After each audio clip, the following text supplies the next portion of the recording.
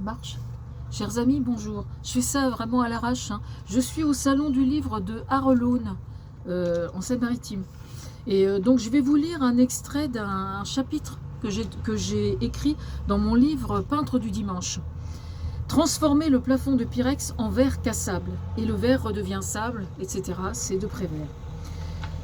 Comment aider un jeune aujourd'hui qui est en errance, pléonasme, relativement à ses envies, mais aussi à son désir d'apprendre, quand, revendiquant de faire ce dont il est en vie, c'est précisément le fait d'être contraint de se référer au chemin emprunté par ses parents qui n'est en droit de revendiquer que comme seule référence acceptable. En sont-ils seulement conscients ? Pour revendiquer de briser, le croit-on, définitivement ce plafond de verre, on peut aussi revenir à l'idée de briser la glace, quand on observe que c'est bien de communication dont il est alors question.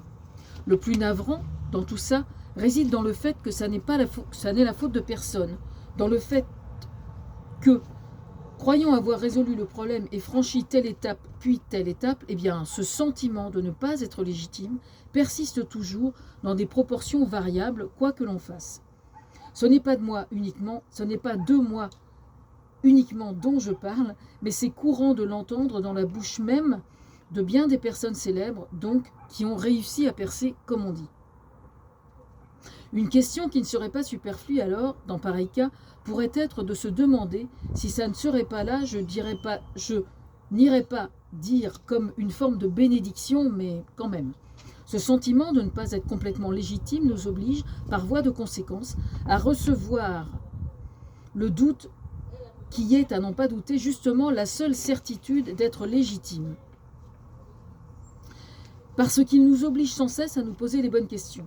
Pourquoi faisons-nous ce métier ? Qu'est-ce qui nous y a menés ? Pourquoi persiste-t-on justement ? Quelqu'un qui est né avec une cuillère en argent dans la bouche, symboliquement, professionnellement, je veux dire, ne se pose en principe même pas ces questions.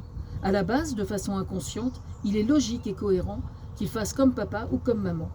Et pourtant, si ses parents, en théorie, parents responsables, auront veillé à faire ce qu'il faut, pour que ça ne soit pas quelque chose d'acquis, il est fondamental, justement, qu'ils veillent à ce que ça ne coule pas de source. Ce qu'ils font généralement. Ainsi, on peut observer que rien n'est jamais acquis, et que les uns comme les autres doivent toujours être en mesure de se demander s'ils sont bien légitimes, fils ou filles d'eux, y compris. Hop là.